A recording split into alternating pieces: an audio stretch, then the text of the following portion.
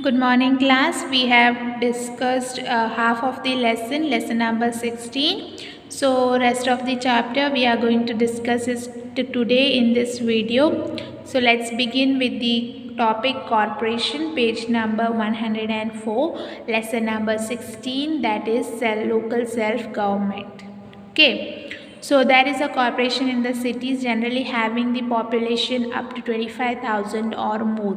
तो मतलब जो cities जिसकी population यानी उस सिटी के नंबर ऑफ़ मेंबर्स कितने 25,000 से ज़्यादा हो तो उसे हम corporation in the city work करती है। और मिनिमम नंबर्स ऑफ़ कैंडिडेट जो कॉरपोरेशन में पार्ट ले सकते that is only 28। So now formation, तो एक जो म्यूनसिपैलिटी का एरियाज होते हैं that is divided into wards, और वो भी किसके बेसिस पे होता है, based upon population.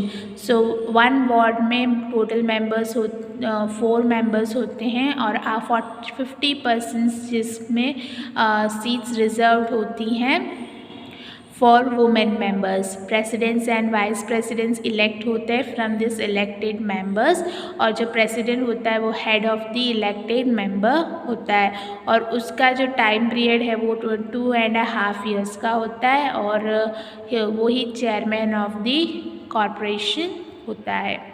So next administration, तो बहुत सारी कम्युनिटीज़ वर्क करती हैं for the elected members. Executive committee हो, फिनेंस कमेटी हो, हेल्थ एंड हाइजीन कमेटी हो, कंस्ट्रक्शन कमेटी हो, this type of different committees work for the elected members and constitutions as per requirement कि ज़रूरत के हिसाब से the particular committee works. The head of the municipality को chief officer consider किया जाता है and he is appointed by the state government, and the main function of corporation is to carry out by the municipality for a well being of people. लोगों के betterment के लिए work करने वाली functionalities हैं।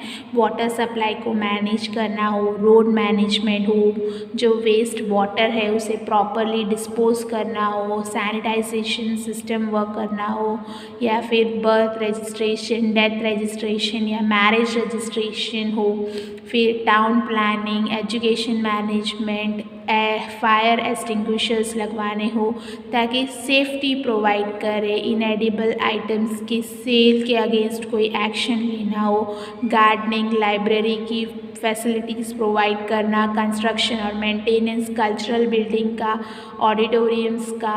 So these are all the functions of the corporation, and the corporation works in the cities having population more than 25,000 or 25,000.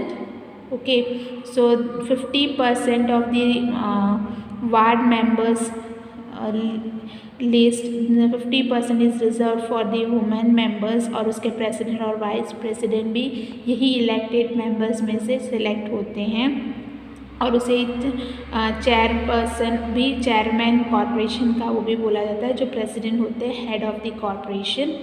Okay, फिर committees work करती है सिलेक्टेड मेंबर्स की, जो बेस्ड अपॉन द रिक्वायरमेंट वो particular committee work करेगी। जैसे कि executive committee हो या मनी रिलेटेड है तो फिनेंस कमेटी हो, लोगों को हेल्थ, उनकी हाइजीन के बारे में अगर है तो health and hygiene committee work करेगी।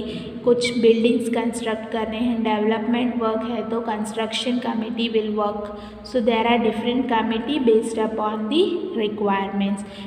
मेजर फंक्शंस में वाटर सप्लाई है, road management, water waste water का डिस्पोजल हो या सैनिटाइजेशन करना हो, किसी की बर्थ, डेथ या मैरिज को रजिस्टर करना हो, this all functions comes under the corporation. Okay, so जो मेंबर्स होते हैं, नंबर ऑफ़ मेंबर्स कॉरपोरेशन में कितने होने चाहिए वो डिसाइड होता है on the basis of population. तो वो सिटी की पॉपुलेशन कितनी है उसके हिसाब से नंबर ऑफ़ मेंबर्स डिसाइड होंगे। और जो मेंबर ऑफ़ कॉरपोरेशन है उसे काउंसिलर या कॉर्पोरेटर भी बोलते हैं, और हेड ऑफ़ कॉरपोरेशन होते हैं मेयर।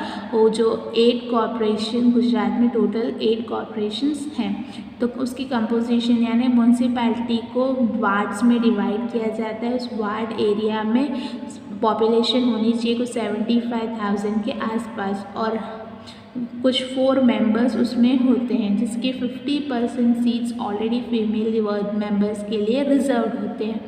तो जिस सिटीज़ में जितने भी टोटल नंबर ऑफ़ वोटर्स हैं, they can vote in polls, और वो इलेक्ट करते हैं अपना लोकल कॉर्पोरेटर या फिर काउंसिलर।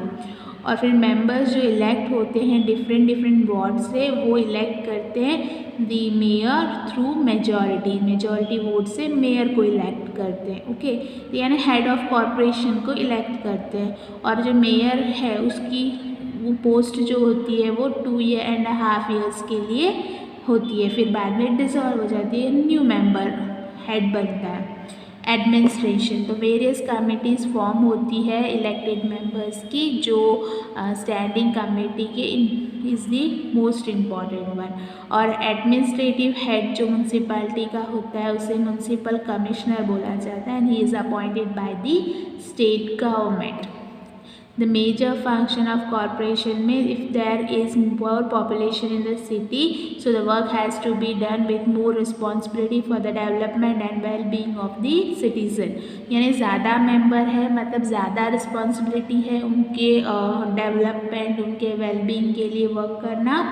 तो पब्लिक हाइजीन, सैनिटाइजेशन मेंटेन करना, या प्रोविजन प्योर ड्रिंकिंग वाटर उपलब्ध करवाना, प्रॉपर ड्रेनेज सिस्टम, क्लिनलीनेस, फिर वेस्ट जो गार्बेजेस जो है उसे डिस्पोज करना, वेस्ट वाटर को डिस्पोज करने के लिए वेस्ट ढूंढने होंगे, रोड का construction work, maintenance, street lights provide करना, प्राइमरी एजुकेशन लोगों को प्रोवाइड करना, लाइब्रेरीज, प्लेग्राउंड्स, गार्डन्स, जो डे टू डे लाइफ में या बेसिक नेसेसिटीज़ में आता है, तो उसकी कंस्ट्रक्शंस का वर्क हो, या एडल्ट्रेशन कंट्रोल, इडेबल आइटम्स खाने लायक चीज़ों में जो वर्क करना है, जो सिलेक्ट करना है, चेक करना है, वो सब किसके अंडर आता है, कॉर्पोरेशन के। Birth, death and marriage register करते हैं, किसी का बर्थ होता है तो बर्थ सर्टिफिकेट बनवाते हैं, डेथ होता है डेथ सर्टिफिकेट, तो ये सब रजिस्ट्रेशन होता है। मैरिज होती है तो मैरिज सर्टिफिकेट बनवाते हैं लोग, तो बर्थ, डेथ, मैरिज ये सब रजिस्टर करवाना पड़ता है, ये सब कॉर्पोरेशन के अंडर लीगली वर्क होता है। तो ये सब कितने मेंबर कॉर्पोरेशन के मेंबर्स होंगे, नंबर ऑफ़ मेंबर्स डिसाइड करने के लिए देयर इज़ अ प्रोसीजर, और प्रोसीजर ये है कि कितने पॉपुलेशन हैं उसके बेसिस पे नंबर ऑफ़ मेंबर्स इलेक्ट होते हैं, और उन इलेक्टेड मेंबर्स में 50% मेंबर्स की वो सीट वुमेन मेंबर्स के लिए रखी गई है। इनके हेड को मेयर बोला जाता है, और जो मेयर इलेक्ट होता है उसकी पोस्ट 2.5 years के लिए रहती है, बाद में a new mayor comes in.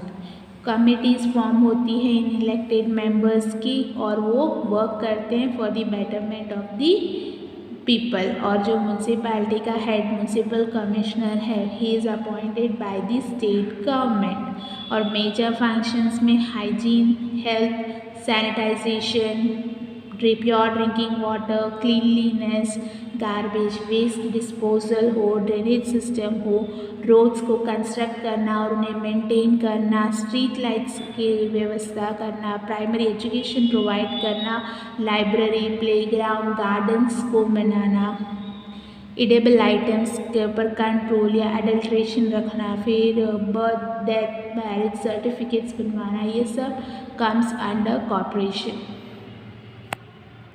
So collector एक एडमिनिस्ट्रेटिव हेड होता है डिस्ट्रिक्ट का, और उसके अलावा कलेक्टर होने के बीइंग अ कलेक्टर ही और she works as a district magistrate या डिस्ट्रिक्ट इलेक्शन ऑफिसर DEO।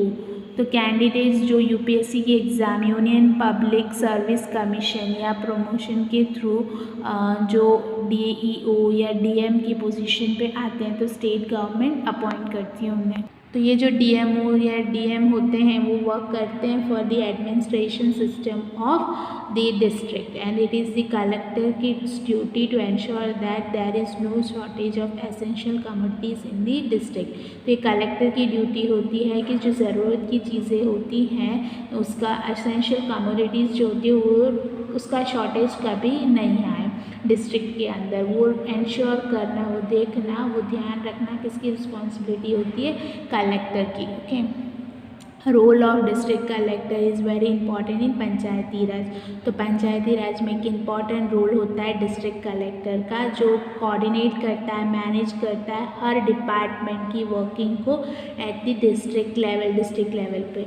और फिर जो कलेक्टर है वो सेक्रेटरी होता है डिस्ट्रिक्ट प्लानिंग कमेटी का। एक डिस्ट्रिक्ट प्लानिंग कमेटी होती है जो डिस्ट्रिक्ट के बेटरमेंट के लिए, उनके वेलफेयर के लिए वर्क करती है।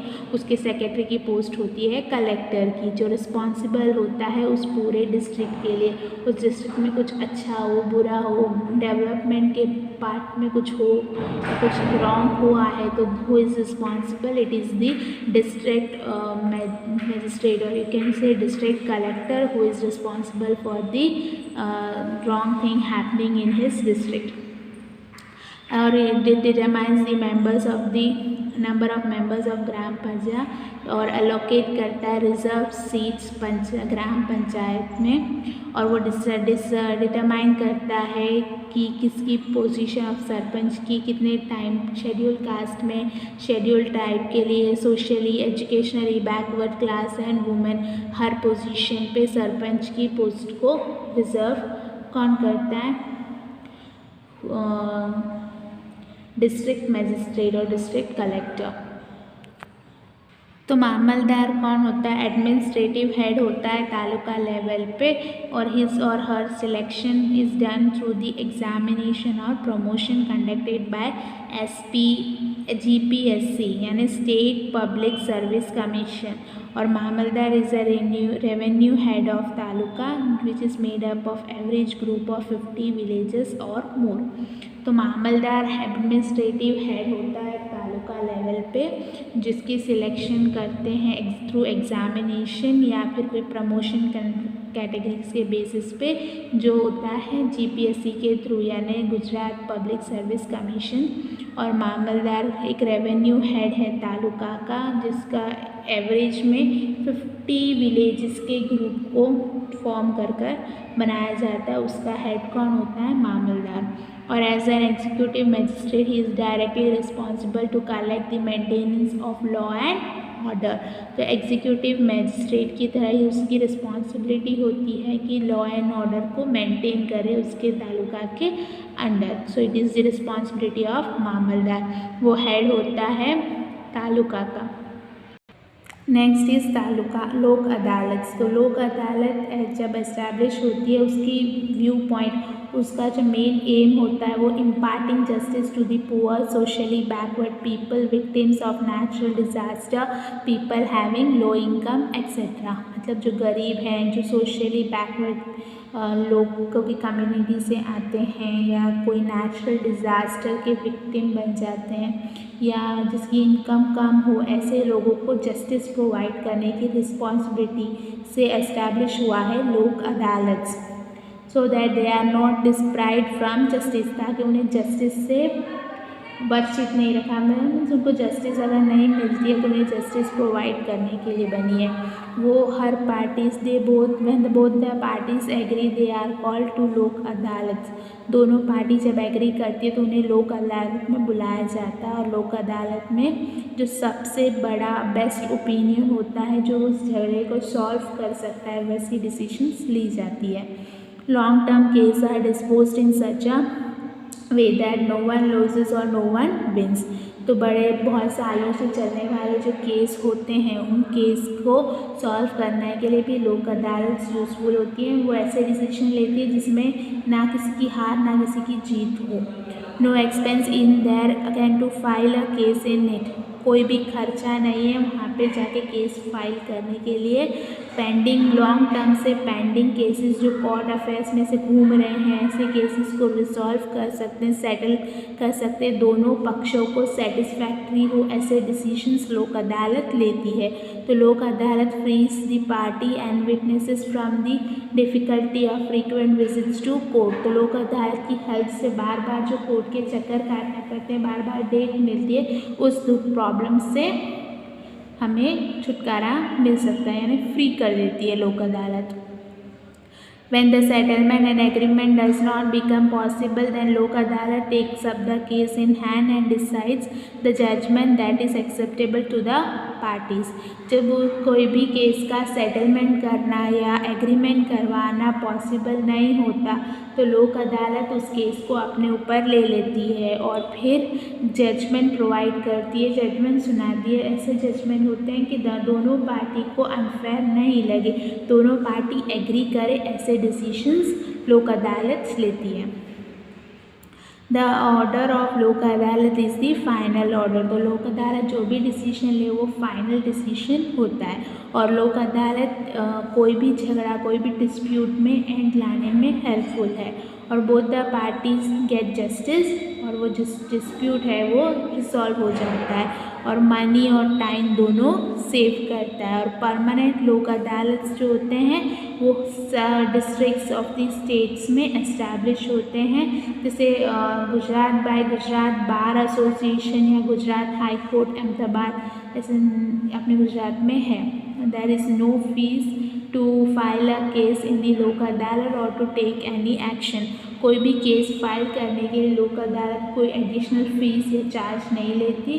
वो उसे उन्हें अगर जस्टिस चाहिए तो वो लोक अदालत में प्रेजेंट हो सकते हैं और लोक अदालत नेसेसरी एक्शन उसमें लेगी, एक ऐसा डिसीजन जिसमें दोनों पार्टीज एग्री करेगी, दोनों पार्टी में से किसी भी एक को भी इनजस्टिस फील ना हो, उस तरह से डिसीजन कौन लेगा?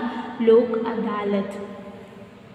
So that's it about the lesson. Make sure that you read the lesson and if there is any doubt you can ask me, and whatever PDF is sent to you in the group, make sure that you are writing it down in your SS notebook, so when the exam comes you don't have to worry, you have every material in your hand. Okay, so that's it. Thank you for listening.